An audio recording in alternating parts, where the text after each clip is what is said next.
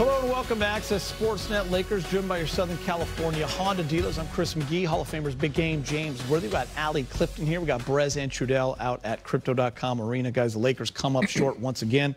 They lose their third straight game since the All-Star break. After a great third quarter, they found themselves up 6 with 7 minutes and 23 seconds left to go, but they could not close.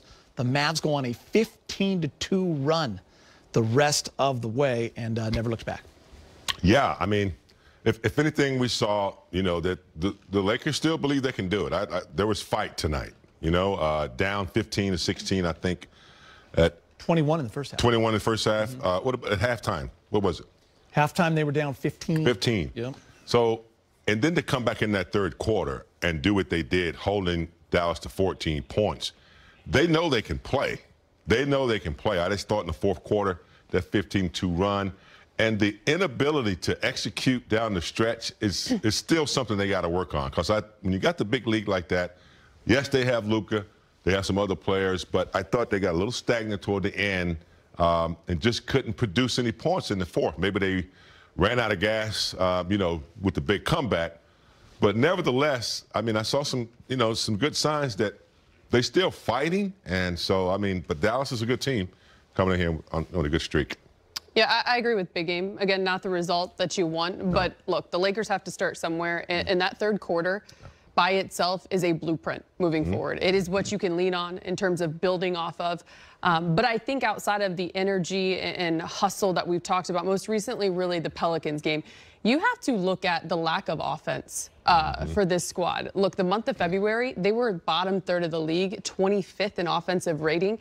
And then you look down the stretch, Geeter, as you kept pointing out, just one field goal in the last 7 minutes. I don't know if it's lack of chemistry, lack of trust, the turnovers for which we saw, but their inability to put the ball in the basket and say what you want. Over time, you know that will affect your defense. Yeah. And we put a lot of emphasis on that side of the basketball. But when shots aren't falling, it starts to take a toll. And I think, though, in the third quarter, it was connecting on both sides. And they hung in there. They were scrambling. There was the energy, the attention to detail defensively that got him back in the game, and shots were falling. Yeah. That's your recipe for success moving forward. Hitting threes, doing what they're supposed to. I almost think that when they get a lead and they feel like they're on to a win, that they really start to play too safe.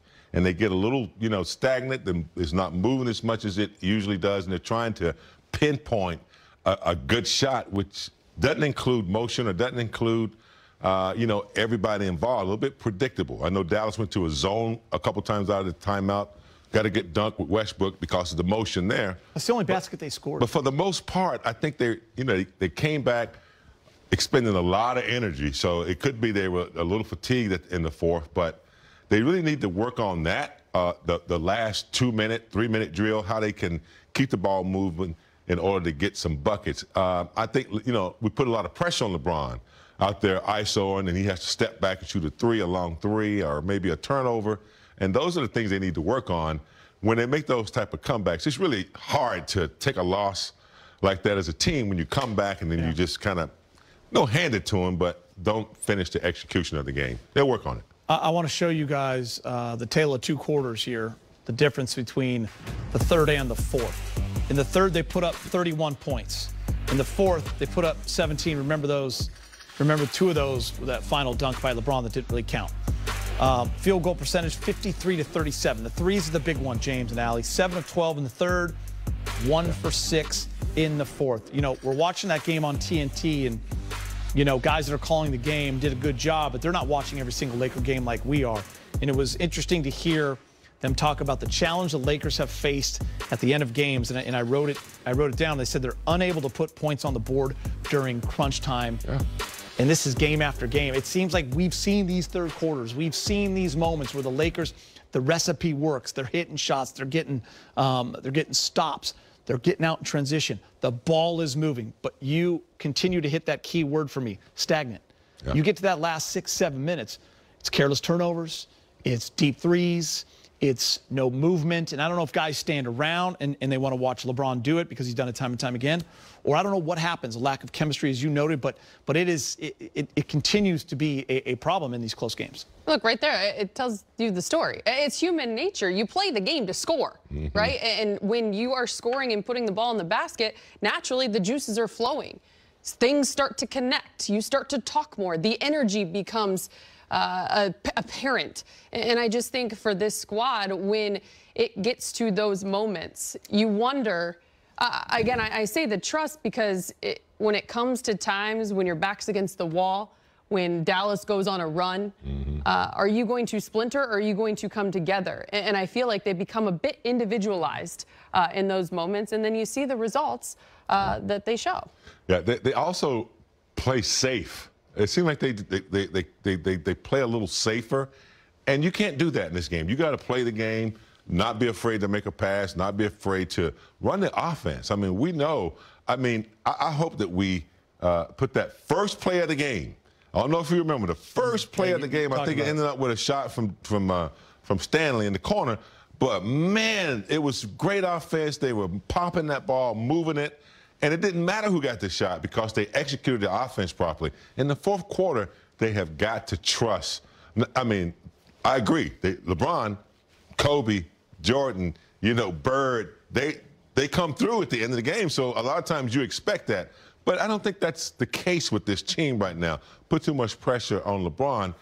Let someone else, it's not him every night. Don't be predictable. And I think they played right into Dallas's hands in the last 2 minutes of the game because the defense was just, was staring at LeBron and there wasn't any execution on the weak side.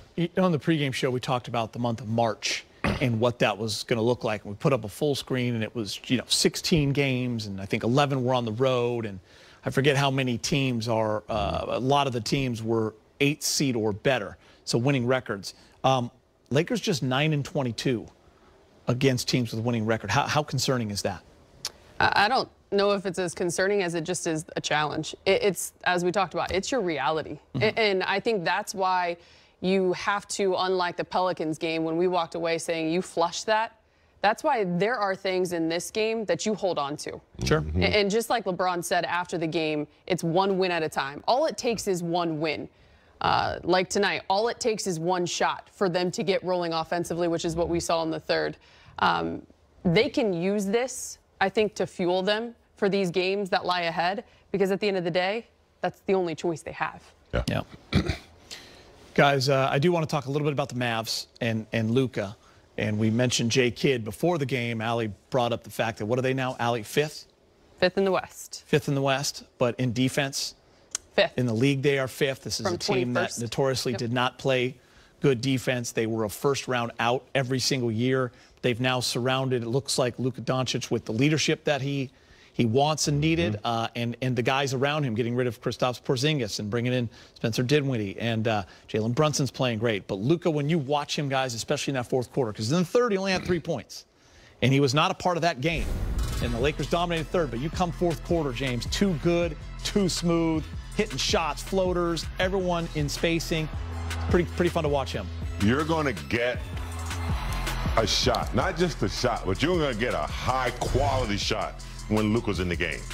He is so good at observing the defense and knowing where to go to either draw a double team, call somebody to help, and when it rotates out of his hands, Geeter, that offense is spaced, and they are disciplined, and they always get a good shot. If you don't double team him, then he's going to score. So, it's something to appreciate, having a player like that who demands so much attention and can handle the ball and make the right decisions every single time. And I think them going small and bringing in some smaller defensive unit, that might be beneficial for them. Look, sometimes better offense beats great defense, right? We've talked about that often. And down the stretch, I think he made just enough plays for his squad, especially when they were down 7. He responded. But he's 30. He's had 30 points in 9 of the last 12, 34, 10, and 9 over that span. The Lakers did their job for the majority on him tonight. You tip your cap. I thought the attention to detail defensively against Luka was exactly where it needed to be. All right, guys, well, let's get you to the highlights. We take you out to Crypto.com arena. LeBron James and the